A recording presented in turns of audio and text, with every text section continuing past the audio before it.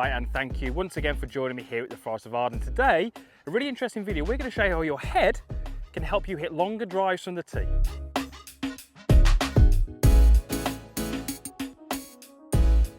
So thank you once again for joining me here at the Forest of Arden. And I probably know what you're thinking. You're thinking, how on earth can your head help you hit the ball further?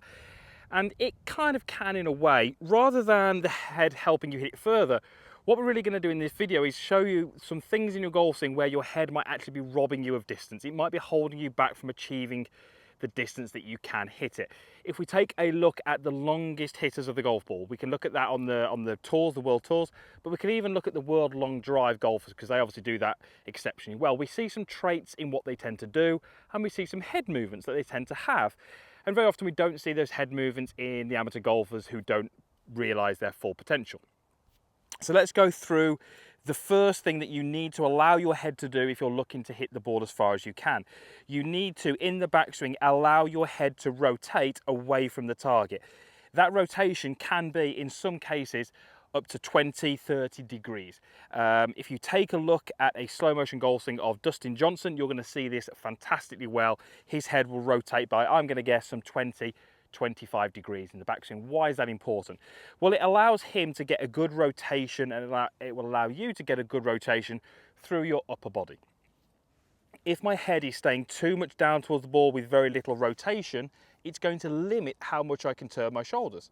If you watch my head as I go from this amount of shoulder turn to a full shoulder turn, you're going to see my head is rotating away from the golf ball. I will therefore feel potentially like I'm looking at the golf ball through my lead eye. So allowing the head to rotate in the backswing is a real key to helping you generate the most distance that you can. You may well choose to be a little bit more like a Jack Nicklaus and actually preset that head. So actually from here I'm going to preset it some 20 degrees to the right. I therefore don't have to worry about it. When I get to the top of the swing, my head is in a position which is going to facilitate a much bigger turn. The second thing that we tend to see from the longest hitters, the ones out there who absolutely bomb it, and that's where we can get you to, is they will tend to have a little bit of head drop as they start down. So as they begin their downswing, they will actually tend to lose a little bit of height. Now, we're talking about the head, but actually that loss of height is generally coming from the legs and the pelvis. What they are doing as they start down is they are increasing the flex in their sort of hips and their knees a little bit, which causes their head to drop. If I was to take the average golfer that I coach who doesn't generate much club head speed, who doesn't hit the ball a particularly long way, I would often see from the top that head going upwards far too soon because their push away from the ground happens far too early.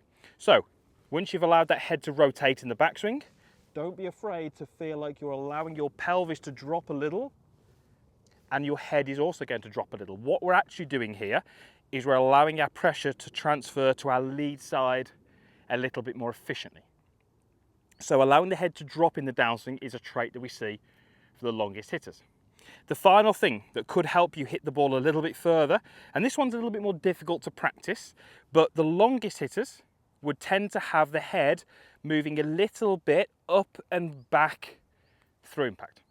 More with the driver. We don't tend to see it with the irons, and there is a reason why we see it with the driver. We generally have a slightly wider stance with the driver. If you can imagine, we're going to class the center of me as my buttons. As I have a wider stance, my lead foot ends up more outside of my buttons, if that makes sense. And with the driver, we will get pressure into that lead side, and we will use that pressure to push away from the ground. Now, as I push away from the ground, because my buttons are significantly behind my lead foot, that push is actually going to force me a little bit up and a little bit back.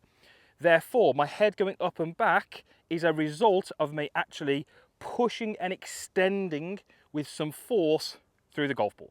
If I'm trying to move my head forwards, we're not ever going to get that real extension that we see from the best golfers. So we're not necessarily telling you here to jump up and back when you hit the golf ball. We're not saying that. What I am saying is that if you can start to get your head dropping a little bit to start down, loading some pressure into that lead side, from here, you're really going to feel like through impact, you're pushing away from the ground, which will maybe manifest itself in the head going a little bit up and a little bit back. The key thing to take away from this is that movement is absolutely fine with the driver. It's actually quite good because it shows that you're using the ground efficiently, and using the ground efficiently is a great way to get some speed into this golf club. If I was to take a golfer whose head stayed perfectly still through the whole golf swing, they would generally be a short hitter. They would be a golfer who struggles to get speed into the club head. If you were to show me a golfer who has got huge amounts of club head speed, a Justin Thomas, a Dustin Johnson, a Rory McIlroy, you will see the head move in the 3 ways that I've described in this video. A little bit of head rotation, a little bit of head drop, a little bit of up and back movement as we go through. So let me hit this drive, and you should see those 3 movements happening in my golf swing. So par 5 17th, I could do with a good one up and around the corner.